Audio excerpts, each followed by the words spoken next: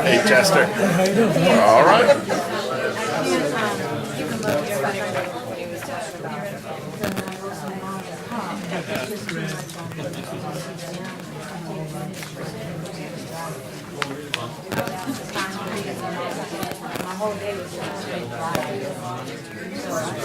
Good to see you. Good to see you. When we get married, That was the bell.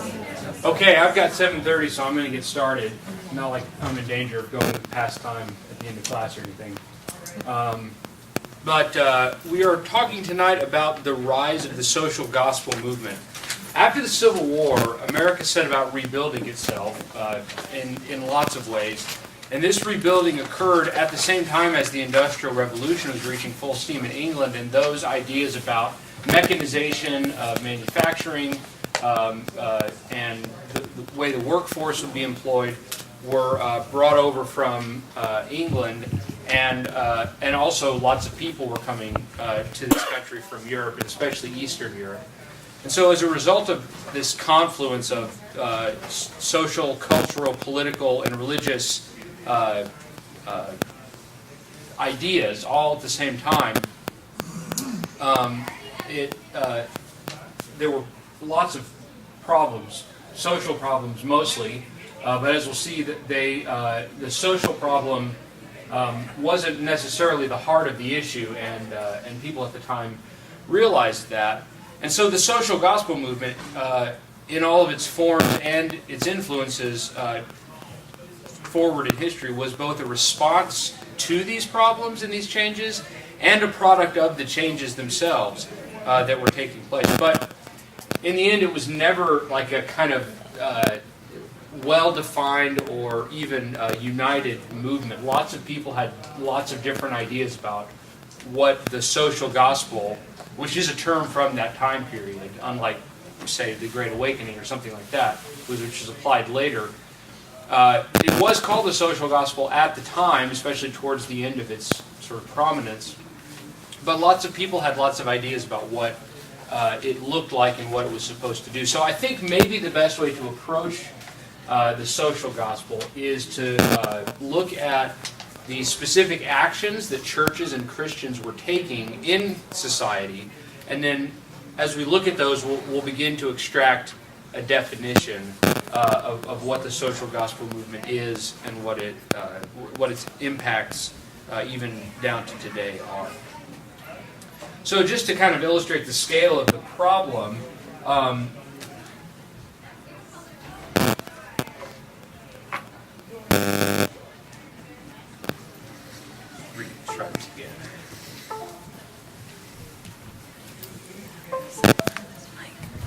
there we go.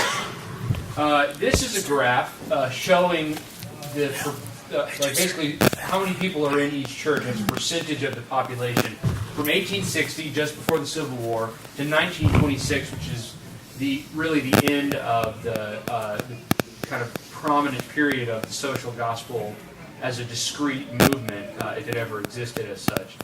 And so the important, we'll draw some more meaning from this a little bit later in the class, but the important thing to note is this is the white Protestant population of Anglo-Saxon origin. That's why I've labeled them WASP up here, right? The point is they're declining. And it's not that they're getting smaller. Numerically, they're growing at the same rate as everyone else. It's that the other groups proportionally are getting larger. And so you can see the Roman Catholics are growing. They become important in the labor parts of the social gospel movement, and all the other ones are more or less increasing as well.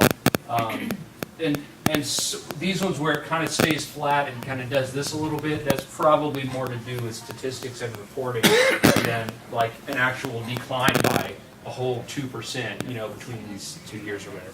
But anyway, there was a large influx of population from Europe after the Civil War as a result of civil unrest and war in Europe. In this time, lots of people came to the United States. This is the sort of Ellis Island window of American history, right? When the population exploded, and along with the population exploding, so did cities. In 1870, 26% of Americans, that's 9.9 million if you want a number, lived in cities. By 1930, 70 years later, it had grown to 56% or 69 million. Right. So whichever way of thinking about that increase is more dramatic to you, that's a big change about where the center of the population really is. So overall in this time period, the population grew by a factor of 3, increased 3x. The number of businesses grew 8x. In other words, take the number of businesses present in 1870, multiply that by 8, that's how many businesses are in existence 70 years later. And the net national product grew 30x in that time. So this is a period of tremendous growth, both economically and in terms of population. The immigrants that are coming in from Europe generally settle in cities, in ethnic enclaves, which makes sense. You live near the people who are like you, who speak your language. And especially in a religious context, that makes sense because those people from your country are most likely to be of the same religion, and that's where the church is going to be. That's where the Polish Catholic Church is, or the Irish Catholic Church, or the German Lutheran Church is well, they're in Minnesota, but you move where people people who are like you are. The other thing about this, though, is it wasn't just that, well, that's where my friends live, I'm going to go live there. That's where the job is, too. The jobs are mostly in the cities. The Industrial Revolution meant more jobs were available, but they weren't out in the countryside on a farm. They were in a city working in a factory. And the results of all this change are pretty striking. I'm going to read, you can see my summaries there, but I'm going to read you some findings from the time. These are people writing in this time period. One, you might have heard of How the Other Half Lives, a book by Jacob Riis, an immigrant journalist.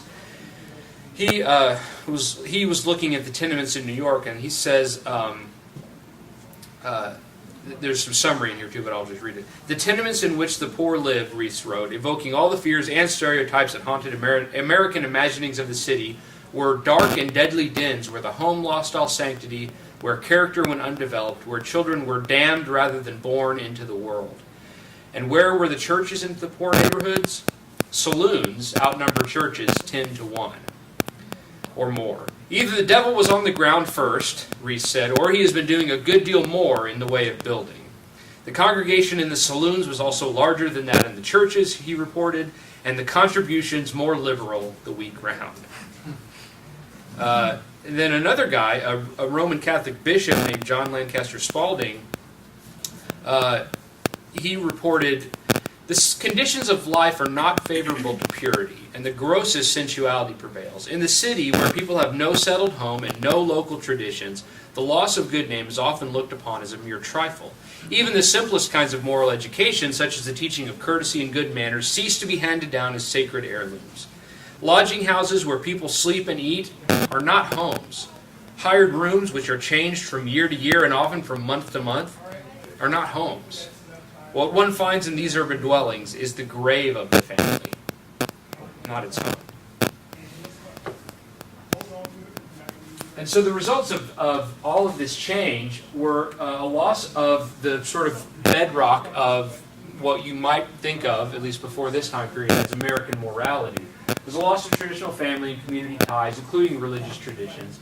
It's a decentralization of the home and family in people's lives because people are working crazy hours at the factories, and because, as Spalding points out, they're moving all the time, and so there's no place that feels like home. And if there's no place that feels like home, then the people you live with are just sort of there. They're just bodies. And there's poverty, there's disenfranchisement, but there's also, as these guys point out, moral laxity and callousness.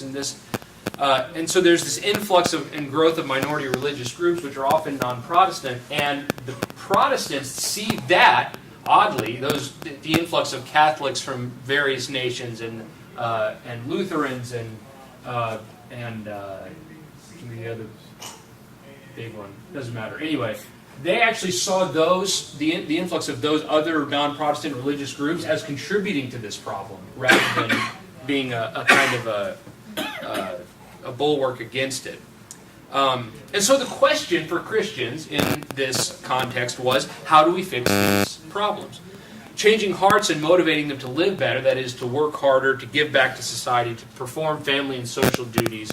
Do we do it that way? Or do we try to do it by social reform that might make it easier for people to live in the way that they should and to be productive and give back to society and to have more stable lives? And that's a hard question, right? I mean, how do you fix these problems? Do you make it easier for people to live the kind of lives you think they should live by easing their economic and social situation? Or do you sort of help them morally be what they ought to be, on the belief that they will then work out the other parts on their own based on these new principles that you've taught them? And that's the dilemma that the Christian thinkers were dealing with at the time. And so one solution to that problem, as I've said, was the sort of personal moral solution. We just need to get everybody back in church, back in a relationship with God, and that will fix everything. And so, as the United States was drawn into the global industrial economy, the Christian community looked abroad for opportunities, that's a typo, looked for opportunities to evangelize at home and abroad. So we'll talk about a couple of key figures in this movement or in this one approach to fix the social problems by fixing people's spiritual beliefs, and then let them work out the rest of it themselves. Dwight L. Moody was probably the leading preacher figure in this time period. In 1873, he took Ira Sankey, who's actually he wrote some of the music for some of our most favorite songs, including he actually wrote quite a bit of music for Fanny Crosby, who we'll talk about later briefly. Anyway, but they toured England for 2 years to great success. Lots of people were coming to their meetings. Lots of people were converted. And then, so after a couple of years, they came back to preach in the United States, and they focused mainly on urban centers, which is where these problems are. And Moody is kind of an interesting figure. If you read the hymns that Sankey writes, which are probably for most of us the most accessible way to get an idea of what Moody was preaching, because he would use the songs to emphasize the message. But if you read his preaching, it's very sort of nondescript. It's not denominational. He's not pushing any particular theology even. He preached a basic Christian belief in what he called the 3 R's: ruin by sin, redemption by Christ, and regeneration by the Holy Ghost. That was basically his message, right? He's not arguing for one denomination over another. He's not arguing for one tradition over another. It's just kind of basic, have a relationship with God. And this kind of preaching, just brief parenthetical, this kind of preaching carries forward right to this day. It is sort of kind of bland, nondescript, inoffensive Christianity of just have a relationship with God and that's all you need. Doesn't matter what church you go to. You don't have to really believe or do anything special. Just have that relationship. Kind of has its roots in some of what Dwight Moody was preaching. But as a part of his preaching, he emphasized a return to traditional Protestant family and societal values, again, as a way of sort of reforming the society into what they believed a Protestant society ought to be. So towards the end of his life, Moody founded missionary training centers and conferences really with the aim not of sort of starting a movement, but just of helping people be better equipped to do what he had done, which was to preach to people. But that led to the formation of the student volunteer movement, whose motto was the evangelization of the world in this generation. It's a pretty bold claim for your purpose. But the student volunteer movement was founded by people who were effectively disciples of Moody, who had been to his training centers and his conferences. And they kind of, when he leaves off at the end of the 19th century, the student volunteer movement picks up, notably through the work of Robert Elliott Spear. He was an early administrator of that student volunteer movement, and he exposited a missionary mandate in 70 books and hundreds of articles. So if you think Joel Osteen and those guys are prolific, they got nothing on him. But basically, he argued that as Christians in the broadest sense of the word, we have a biblical responsibility to preach the gospel to everyone. Our task, especially in foreign evangelism, is to convert people, not to, quote, civilize them. And this is kind of a radical idea at the time, but you probably remember from some of our earlier classes that attempts to evangelize to sort of outsider groups, especially pagan groups, Native Americans, and slaves, were marked by a kind of forced, I've forgotten the word, the Christianity also had to come with culture. In other words, if you're going to be a Christian, you also need to dress this way and act this way and speak this language and all that kind of stuff. Yes? Assimilation? Thank you. Assimilation, right. That's the word. And that idea carried weight for a long time, partly because and this is kind of a fair argument as far as it goes. Western civilization, if you think about it, is kind of the product of Christianity and Christian thought, right? So the application of that, which I don't think is very sound, is, well, you need to also have Western civilization in order to have Christianity. But that's, I think, putting the cart before the horse. Anyway, the point is, Spear said, no, our job is to convert them, let them deal with the culture thing. They can have their own culture if they want to. And in fact, he went so far as to emphasize developing native leadership in the churches and native preachers, so that the communities of believers that were formed could be spiritually self-sustaining, which I think is a pretty noble thought. Yes.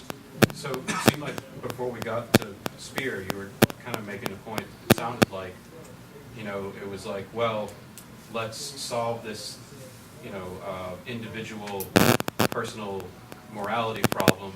Let's attack the culture of sin and decay of morality by way of the individual. Yeah. So it kind of made it sound like, and correct me if I'm wrong, that the real problem they were trying to solve wasn't really necessarily like the individual's morality and sin and salvation and stuff like that, but it was more about, we want to make our culture better. Was this guy different in that sense than the others? Well, so basically what the connection between Spear and Moody is this student volunteer movement. Moody was not really interested that much in foreign evangelism. He felt like there was a greater need at home in the cities to help people here have a relationship with God. But through his work, some people kind of said, well, you know what? We need to share this message with others. In fact, there's a hymn that's written right at the turn. I think it's written like 1898 or 1899. You know it. It's "The Gospel is for all." And one of the verses says, "Say not the heathen are at home, beyond we have no call." Right? That's this tension, right? Moody says, no, we've got work to do here. Spear says, no, we've got work to do out there too. And so the fact that they both were involved in this indirectly in some ways with the student volunteer movement, I think encapsulates that tension. They were trying to fix the culture here, but they also recognized that the truth of the Bible is, to some extent, non-cultural, that people just need to have it. I guess what I'm getting at is, like, were they mainly concerned about the culture or, like, individuals, you know, relationships with God, and, like, what was the main goal? I'm curious what you found in that.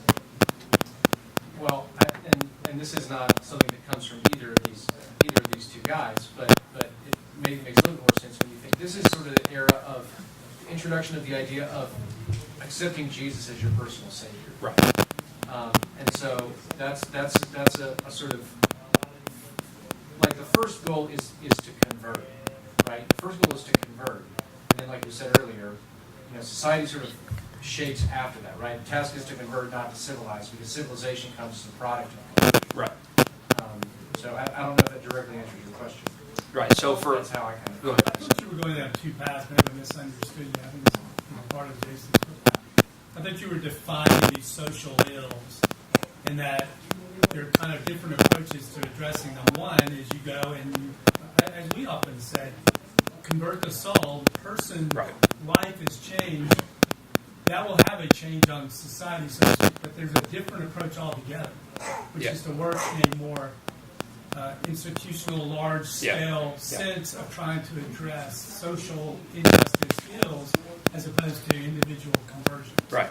I thought you were headed down to That is that, what I- and this that is is what I more mean. of the Well, individual conversion. It is, right. So, Change up. right. So again, the point is that there's a movement towards global evangelization that's going on at this time, but it has its roots in this desire to reform the nation. And as a result of the work of men like Moody, this consensus develops that we also need to go out and preach to people. And so I'm trying to show you that, and then we're going to pull back and go the other way, which is the social reform. Is this making sense?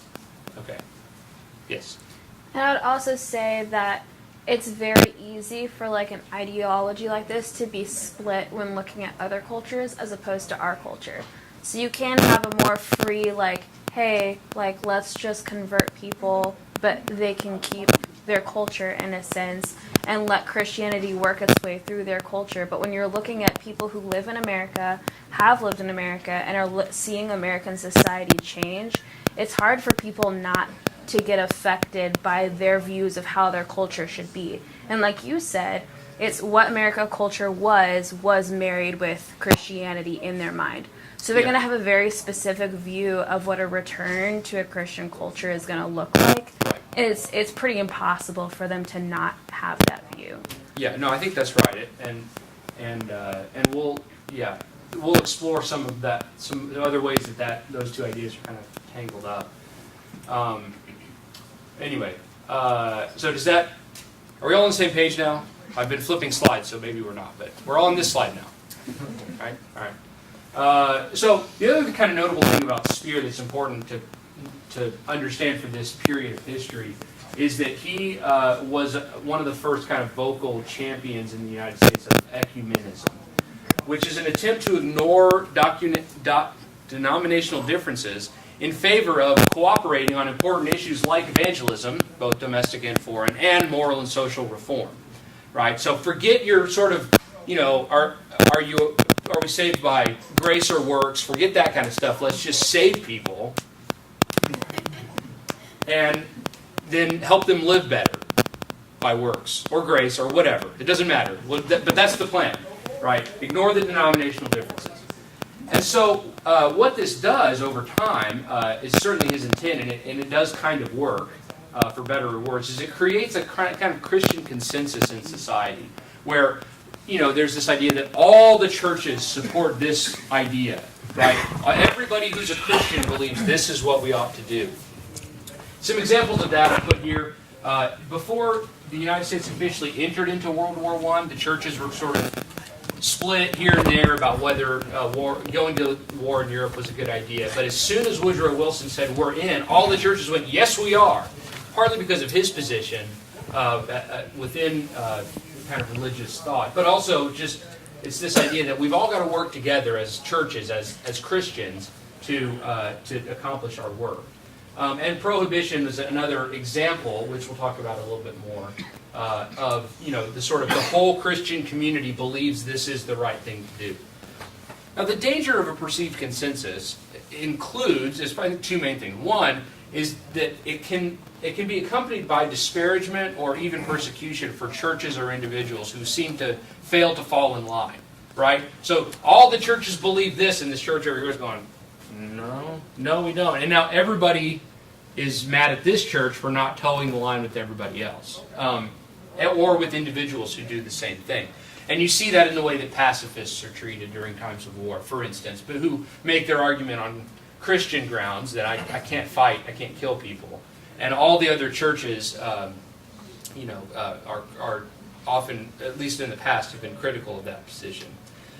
It also creates, I think, roadblocks for anyone who wants to cut through the traditions and these conclusions or consensuses and get back to the Bible for authority or truth.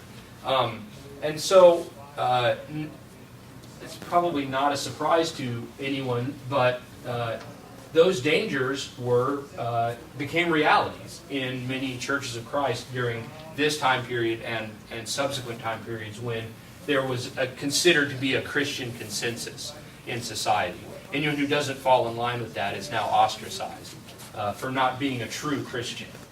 And so we could talk more about ecumenism, and we'll touch on it again in a little while. But I thought that was maybe worth pointing out. Last thing about global evangelization that I'll say is that it has very strong ties, especially towards the end of the 19th century, to American expansionism. In fact, during the Spanish-American War, William McKinley said there was nothing left for us to do but take them all and to educate the Filipinos and uplift and civilize and Christianize them, and by God's grace do the very best we could by them as our fellow men for whom Christ died. Which sounds great until you realize he's talking about invading in another country and taking it over by military force. And this is his excuse for that, right? It's like, it sounds great, and then you realize, no, he's not talking about preaching. And the Secretary of State, he's a senator, Albert Beveridge, who did not invent any soft drinks, said, God has marked the American people as his chosen nation to finally lead in the regeneration of the world. Now, there's some millennial ideas embedded in that as well, of course. But again, you see this idea that we've got to now export this Christianity to other places by force, if necessary, in order to complete the mission of going into all the world. And the last feature of global evangelization is that for various reasons, it increased the involvement of and roles for women in evangelism and missionary societies. I've already mentioned Fanny Crosby, who wrote a lot of hymns, over 200, many of them under pseudonyms because people wouldn't print any more that had her name on them because she wrote so many.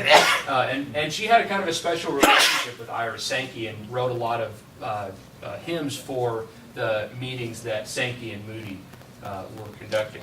And in the late 19th century, single women and missionaries' wives made up 60% of the force of missionaries who were stationed overseas. That's a little bit misleading because it's not like the missionaries' wives are really working on their own exactly, but I mean, if you've ever met the wife of a really committed missionary, you know she has to be just as committed as he is. And so I don't think we can dismiss them. But it provided them opportunities of leadership and effectiveness and service that they'd not had before. By the end of the century, there were 41 different women's missionary societies supporting 1,200 missionaries abroad. Now, the 1,200 missionaries are not all women, but the missionary societies are formed and governed mostly by women, and their funds are raised by women. So again, it's a way for them to have a role that doesn't quite offend people because, after all, we're doing good work. We're taking the gospel overseas. Okay, so that's one side of this pursuit of reforming society. We're going to teach them the gospel, and we're going to refine their moral character, and that will fix all of society's problems. The reality was it wasn't really working. I mean, Moody and Sankey started in the 1870s, and by the 1890s, things weren't that much better. at least in some people's minds. So the next step was to try social reforms. Eventually, the churches felt like they just couldn't ignore the need to act in social spheres anymore. A lot of people were complaining that this emphasis on next life Christianity, in other words, a kind of purely spiritual thing where it doesn't really matter what happens to you now because God will take care of you when you get to heaven. That kind of, I don't know who would preach that, but anyway, but that kind of Christianity, people felt like, left disadvantaged people skeptical of the church and Christianity. After all, the church had a tradition going back really over 1,000 years at this point of caring for those who were sick and poor and in need of more than ordinary care. The Catholic Church had been founding hospitals for over 1,000 years at this point. It was just embedded in people's minds that that's what the church is supposed to do. Unfortunately, in the United States, the churches couldn't do that in the way that it had always been done in Europe, which is basically to go say to the government, it's your moral responsibility to give us money so that we can help people. The churches couldn't do that in America, so they had to come up with another system. One historian kind of delineates the solutions this way. They had 4 options. One was to pursue individual moral change. We've talked about that. A lot of people felt like that wasn't working. They could also form Christian aid organizations. And some of these, the YMCA, the Salvation Army, kind of its own denomination eventually, but it really starts as an aid organization. And the Catholic Society of St. Vincent de Paul. They are all organizations that are formed in this time period with the express purpose of caring for the needy and disadvantaged. And they would take support from congregations as well as from churches as well as from individuals, and they would use that to help people's to meet people's needs in a physical sense. Did I see a hand somewhere? No. Okay. But these are all still around. There were a lot of other ones that kind of felt like they had met their need and disbanded or never really got going. But that was one option, is to sort of do the work indirectly. We'll establish these organizations and let them take care of it. Another way of doing it a little bit indirectly, but as it turned out it was less indirect than Christian aid organizations, was to support, and often that meant forming, labor unions. In fact, the first labor union in the United States was founded by a Catholic priest. It was the Knights of Labor. And it was not a Catholic-only organization. It was open to anyone, but it was very much Catholic in its outlook and activities. And in fact, they actually had to get a special letter of dispensation from the Pope because people were complaining that forming a union was not a Catholic thing to do. And the Pope said, well, we're concerned enough about the plight of the workers that we think something like this is probably necessary. But that was the first one in the United States, and many of the other the original labor unions were in fact formed under some kind of governance or impetus from churches. So that's another way of kind of changing the circumstances of people's lives. Right? We'll get them in unions. We'll get collective bargaining. We'll get them better pay, better hours. And to be fair, that kind of worked. In fact, all of these kind of worked at achieving their aims. They did make people's lives better. They provided for some of their physical needs. They were able to get better labor laws. The abolishment of child labor and the 10-hour workday and all that kind of stuff. All is the result of the work of these early unions. But they're not direct action by the church. They're sort of put somebody else in the field of battle and let them take care of the specific. But one way that churches and Christians were a little bit more directly involved was in the campaign for morality enforcing legislation. The most well-known example of this, of course, is the Women's Christian Temperance Union, which was the main group that pushed through through Prohibition, the 18th Amendment,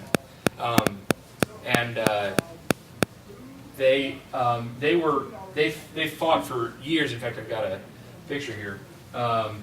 Lips that touch liquor shall not touch ours. It's great.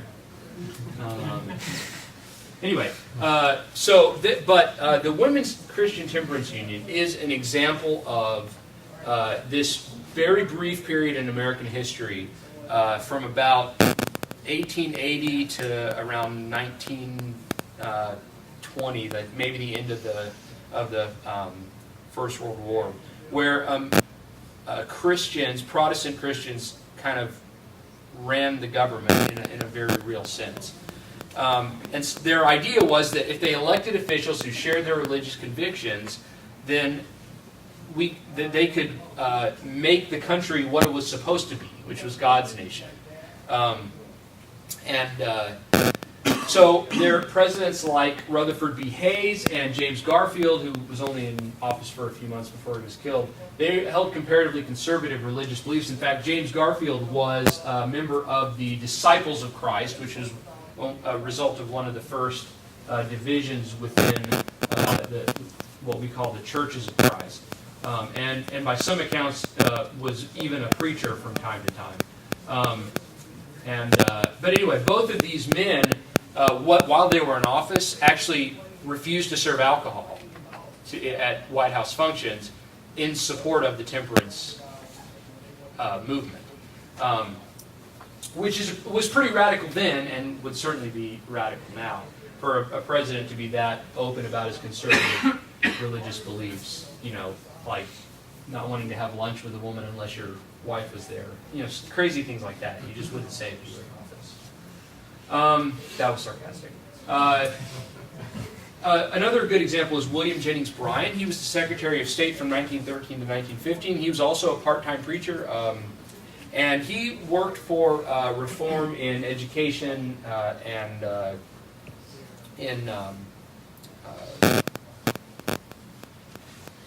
I'm blanking on it now.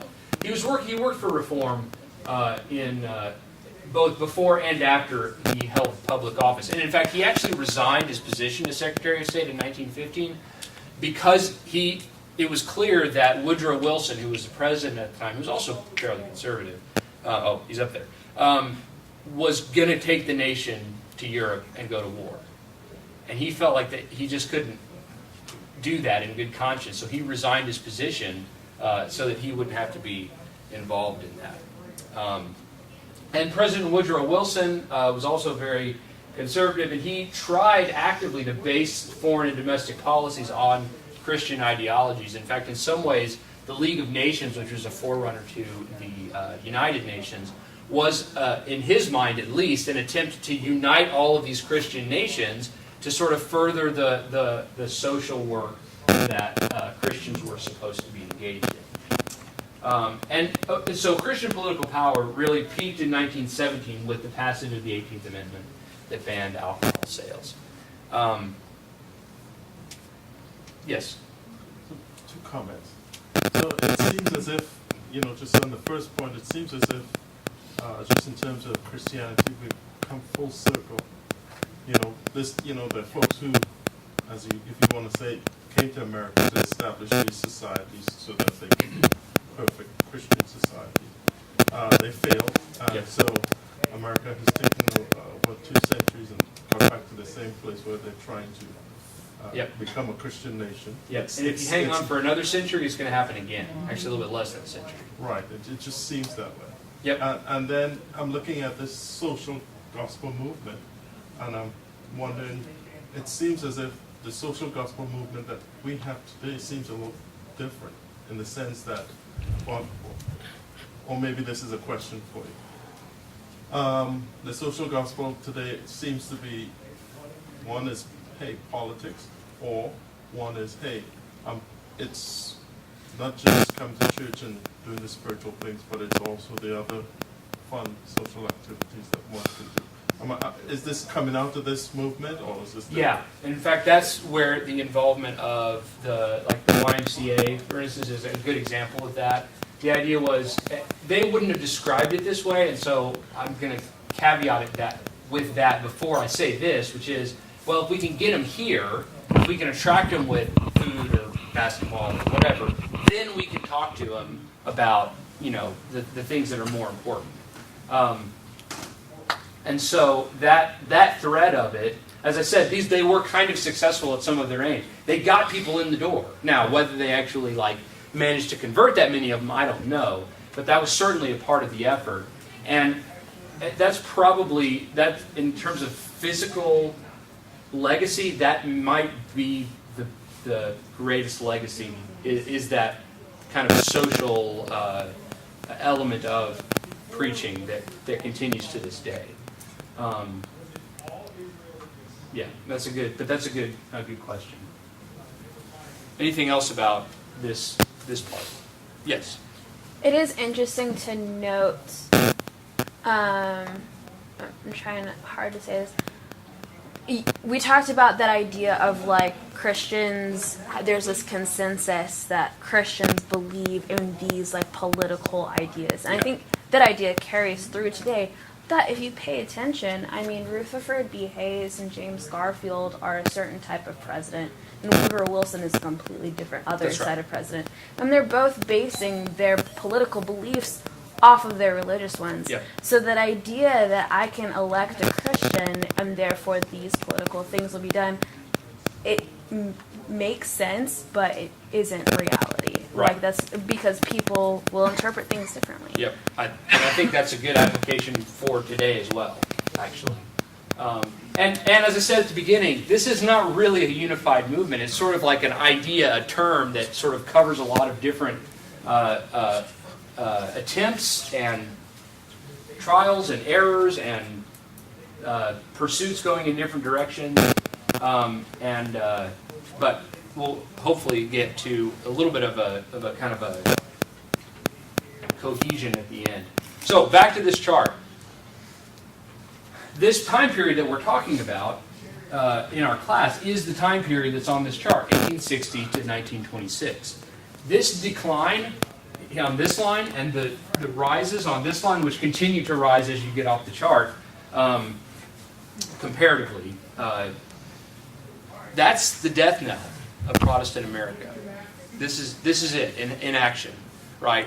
This is where the Protestant America that really, despite some kind of failure, very egregious failures regarding slavery and the Civil War, and other failures involving, some moral laxness that had developed at various periods in the country's history, it had still been a Protestant nation. And you could kind of call to that to sort of wake people up and stir up some action. But after 1920, you can't really do that anymore because that foundation is gone. And I would just say, maybe echoing some of what we've already said, but I think attempts to appeal to a sort of Christian America today face an even bigger statistical challenge than this one. Anyway, just something to keep in mind. So let's try to tie this together a little bit. I think the social gospel, as I said, is never well organized, so it's probably better not to think of it as a distinctive movement and think of it more as a general transition of thought about the church's role in the world. And so in general terms, you could say that after the Civil War, when you had both sides of a pretty terrible battle using Scripture, making their arguments to support slavery or to abolish it from Scripture, and being pretty vitriolic towards each other, I think as a result of that, well, and the other thing to say about that is, that I realized on Sunday after class, is that nobody wins that argument. Right? So if you argue that the Bible says that it's okay to have slaves, you're responsible for the deaths of all these people. You are supporting that. If you argue that the Bible says we need to go down to the South and abolish slavery by force, now you've got the however many million soldiers were killed during the Civil War to answer for. You see how none of those arguments wins in the end? Like nobody can say we claimed the moral high ground and we held it. You know what I mean? And God has triumphed. God has vindicated us. That was the point of Abraham Lincoln's second inaugural address. So in that context, I think Americans were slightly suspicious of organized religion and its claim to truth, because your truth just got however many million people killed. And your truth did too, on the other side. So the populace kind of, I think, threw themselves into worshiping another god, no, other gods, wealth, materialism, the things that characterize an industrial society, which America was rapidly becoming. And not surprisingly, that god very quickly turned out to be a powerless idol and caused more problems than it solved. So the churches then had to adapt to the new needs of the people as a way to try to bring them back into the fold. And then the theology was rewritten to justify that. And most of the theology that sort of defines and justifies the social gospel comes right at the end of it, in the early 20th century, rather than at the beginning where you would expect it to be, to say this is what God wants us to do. It develops at the end. Anyway, so you should know these names: Washington Gladden and Walter Rauschenbusch. He's important because he looks like me, but also because this is his definition of the social gospel. Just read this one sentence. The social gospel calls on us for the faith of the old prophets who believed in the salvation of nations, not of individuals. I mean, he includes individuals, but his focus is on the nation. His theology is really influenced by new European and especially German ideas about Scripture and its inspiration and its relevance in a modern world. We'll talk about that next time. Grant will talk us through that. But I think in the end, that's what the social gospel is about. God's salvation affecting corporate and national structures as well as personal lives. And therefore, individual Christians are obligated to help reform everything in the world into that image. Thank you for your attention. Thank you.